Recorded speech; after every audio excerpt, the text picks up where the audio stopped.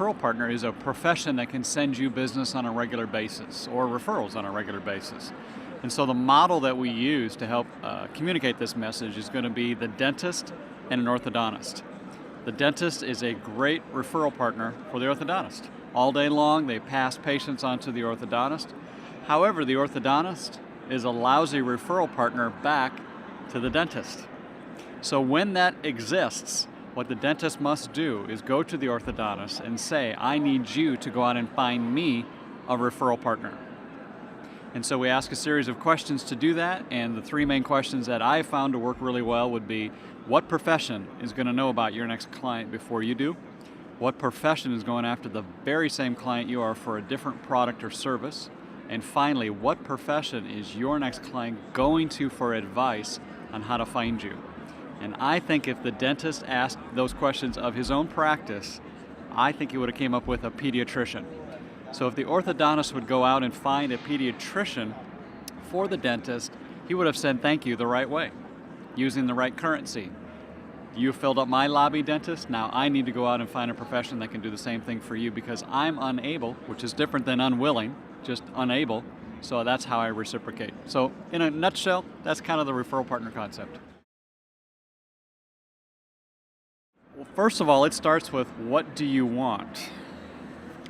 You've probably been in B&I meetings a lot like I have, and we've heard the commercials like, a good referral for me today is anyone, somebody. And what happens in our mind is we go through our Rolodex or database and we're looking for anybody and they're missing. We're looking for somebody, they're missing. So we're like, sorry, I don't know that person. Jennifer approached me about 1.5 years ago and she asked for an introduction to somebody at Allianz Life Insurance Company, which is an insurance company in the city that I live in Minneapolis, Minnesota. And I said, somebody, interesting, I don't know somebody. And I went through that whole exercise in my mind of going through my database. And I said, you know what, somebody's not in my database. Anybody's not in my database. And she goes, well, I'm looking for Tom Burns, Chief Distribution Officer in Allianz Life in Golden Valley. I said, why didn't you say it at the beginning? I know Tom, I write a newspaper column, and I interviewed him. No problem picking up the phone and introducing you, except I don't know what you do. She goes, well, I do project management. And you could almost hear the snap of her brochure, the other end of the line, and it was all this language that I never understood, and I said, time out. If you expect me to take this message and deliver it to Tom, I think we're going to have failure. So we worked on the message and got the message down to about a 30-second soundbite, focusing on the problem that she was going to solve for Tom, because I knew it was in it for her. I didn't know it was in it for Tom. So the combination of knowing what you need and your message, when those two things are put together, you get really powerful results. Relationships. In one word, relationships. It's building that relationship. Building a relationship and communicating the problem that you solve for individuals. I know what's in it for everybody that would approach me saying I want an introduction to so-and-so. But if I know the problem you solve for that person, I'm very willing to introduce you. If it's just so you can make money, I'm a little less inclined to do that. So I think it's building a relationship and communicating clearly what problem are you going to solve for that person. I'll use myself as an example. I'm an investment advisor in my home chapter in Champlin, Minnesota, and CPAs are excellent referral partners for me. Now, in our meeting, we have 61 members in our chapter. We get 40 seconds for our commercial. We get a 6-minute presentation about once a year, and that's pretty much it to my chapter. Very difficult to build a relationship with my CPA in that model. So what I've done is I've put on the calendar a monthly one-to-one. I believe it's the third Monday of every month. I meet with Rebecca Mosier, our CPA in our chapter. We have a 90-minute agenda, and the purpose of that agenda is to describe to the person across the table. We take about 45 minutes each. We go through the clients that we have visited with over the last 30 days, or any person that we've done networking with. We introduce each other to those people, and we ask, is this a good introduction for you? And then they'll say yes, and I'll ask why. Tell me why that's a good introduction. Well, then all of a sudden now I start hearing the stories from Rebecca about problems that she can solve for people. I never knew manufacturing was such a huge market for Rebecca. as a CPA, but she said, no, the tax code, and she went into all these stories. Well, now I know manufacturing is what it's all about. So that just takes time to do that. And I think the bigger the downside is, we talk about an MSP, that if you're a florist, it's a pretty easy to get referrals, but if you're the financial planner, the downside is pretty huge. So if that's our listener here today is, the downside's huge if I get it wrong, it's going to take more time to build that trust, to get up the trust curve. So I think it's time, it's doing that regularly to build the trust, and then education about what problems you do solve for their clients. That's a good question, because a lot of times I'll ask to look at tax returns in this example with CPA. And I said to Rebecca, I said, would you just white out the name and white out the Social Security number? I said, would you be comfortable with that? She goes, yeah, I would be comfortable with that. We're at a point now where we can freely, it took about probably 2 years, and we can pass names back and forth, and we've got the confidence, because we have the trust, that it's not going to go any further than in our room. So initially, you may have to just do the identity, remove the identity, but talk about the problem without the identity.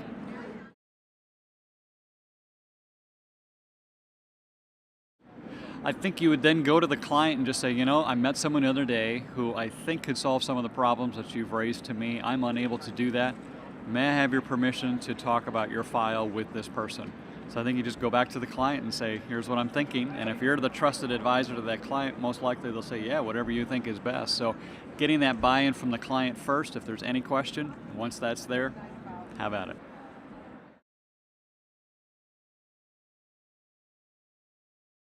Just for the viewer and the listener here today, I'm an investment advisor. So when we started our chapter back in 2006, it'll be 5 years in January. When we started the chapter, they asked me to define your category, because we only allow one person for one profession. So I said, oh, well, I'm licensed to do, and I started naming my licenses. I can do life insurance, I can do disability insurance, I can do health insurance, long-term care insurance, I can do annuities, I can do investments. So I had my 6 categories, and I put it down on my application. Nobody said a word. Membership committee went ahead and approved it. So now I'm sitting in the chapter with these 6 categories. Well, it's about 90 days into the chapter existence. I'm the vice president, Ben's the president, and he invites Jason Ronderud from Northwestern Mutual Life. Afterwards, Ben calls me and says, guess what, our chapter's growing. I said, really? What happened? He goes, well, we got an application from Jason Ronderud, Northwestern Mutual Life, under the category of life and disability. What do you think about that, Jim? And I said, not much. What are you doing to me? I thought you were my friend. He goes, well, Jim, how often do you write a life insurance policy? And before you answer, is it part of what you do 70% of the time, or is it part of what you do 30% of the time? I said, I've got to be honest with you, it's part of what I do 30% of the time. However, when I get one, it's usually pretty good. He says, would there be any arrangement where you'd refer business over to Jason Ronderud? I said, there would be. I said, for that young married couple, I have a lot of my clients who have children or grandchildren in that group, and they want me to go out to their homes on Saturday morning and talk to them about putting $15 away for life insurance, and they've got to think about it because it's a lot of money. I said, I'm tired of those. I don't want to do those anymore. But if he wants them, he can have them. He says, yeah, he loves the new married. He loves to go after that market. So I gave those to him. He joined the chapter, and he says, what about disability insurance? I said, I'm licensed to do it, but I've never done one. I said, he'd be better off being the expert in the room. I'll gladly refer that to him. So he joined the chapter. Well, about a year later, Ben Olson, let me make that clear again, Ben Olson invited Tony Kiefer from Edward Jones, an investment advisor. And after the meeting, Ben goes, guess what, our chapter's growing. I said, what happened? He goes, we got an application from Tony Kiefer under investment advisor. What do you think about that? And I said, Ben, I thought you were my friend. I am licensed to do that. What are you doing? He goes, Jim, how often do you sell a mutual fund? Is it part of what you do 70% of the time or 30% of the time? I said, it's part of what I do 30% of the time. Would there be any arrangement where you'd refer business? I said, there would be.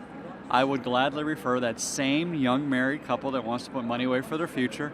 I'd much rather give that to him. He goes, what about stocks? I said, you need a Series 7. I have a 6. That would help me if I have a client that wants to buy stocks. So he joined the chapter. Well, what happened was I started looking at my 30%. What else was in there? And I saw long-term care insurance, I saw health insurance, And all of a sudden I called the people that I was giving my business to, and I invited them to the chapter. I said, I've got a proposition for you. If I saw you every week, I could pass more business to you, as well as the other 40-some members of my chapter. Would you come visit to consider joining the chapter so I can give you more business? Well, they both came, they both brought applications, they both signed up. So now we have 5 people in the chapter that are licensed, all similarly, but we each had a different 70%. And what happened was my 30% I got rid of to the other 4. My 70% started to grow because these other 4 professions, their 30 was my 70.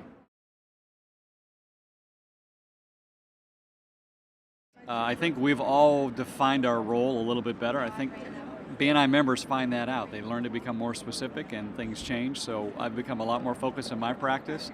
They have too, and we can work side by side. At first there was a little confusion with the chapter, especially with Tony Kiefer, because he did probably the closest to what I did. And so a lot of the members were like, how do I know who to pass what referral to? So what helped was Tony and I did our 10-minute presentation together. So in our chapter, we get 2 presentations, 2 6 minutes every meeting. So we took the 2 6 minutes together, and we clearly identified when you would refer one to Tony and when you would refer one to me. And what we did is we used pictures of what our clients look like. So we put those on the screen, and I work with probably a 50 to 7-year-old. Tony would work with probably a 25 to a 50-year-old. And so we showed pictures of what our clients look like, keeping the privacy there, but we showed pictures of what they would buy. So for example, my client would drive into my office driving a Buick. His would drive in with a minivan. Mine would buy coffee at McDonald's. His client would buy coffee at Starbucks. So we just kind of did that side by side, and we had a lot of fun with it. And then for our profession, one of the questions I've just learned to teach my sales force is it really comes down to risk. When the client's going to come to me and when he's going to come down to Tony. And so the defining question has been, what hurts worse? If you have a stock that's worth $10 a share, situation 1, you sell it and it went up to 15. Ouch, could have made $5. Or you have a $10 stock, you never sold it, and it went down to 5. Ouch, I lost $5. If number 1 resonates closer to them, then I'm going to refer that on to Tony.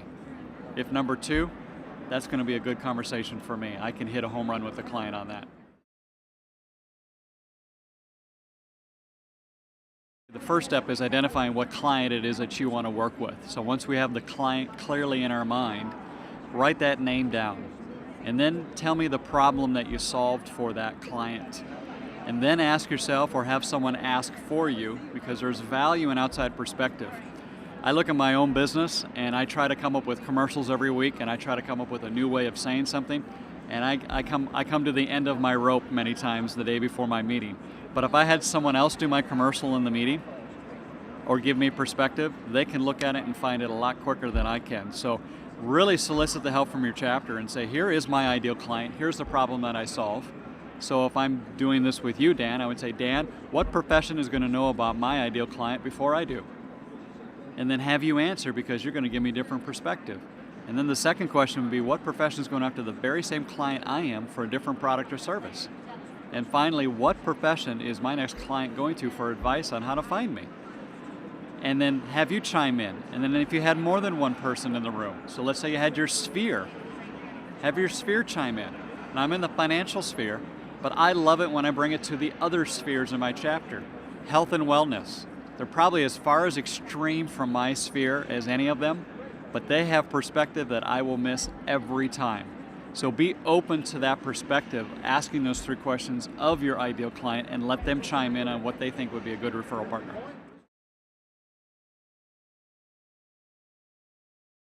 Were there more business to consumer in their marketplace? They do deal with people, they just don't know it. The consumers that they deal with can be a great base for referral partners from members in the chapter. And it works beautifully, actually, I think, when you have a business to consumer model, because that's an untapped gold mine, in my opinion. You might have the skincare person in the group, and they may deal with, I've got 9 referral partners, so I would have my list together at my one-to-one and say, here's what I'm looking for. And my first question is, do you have any clients that do this for a living? You know, I do. Now that you say it that way, I do have a client that's an HR director. Well, great, I'd love to be introduced to them. So you just come at it from a different angle and you look at it from a different degree, and all of a sudden another world is open to them that was there the whole time, but they missed it. So I like the business to consumer professions.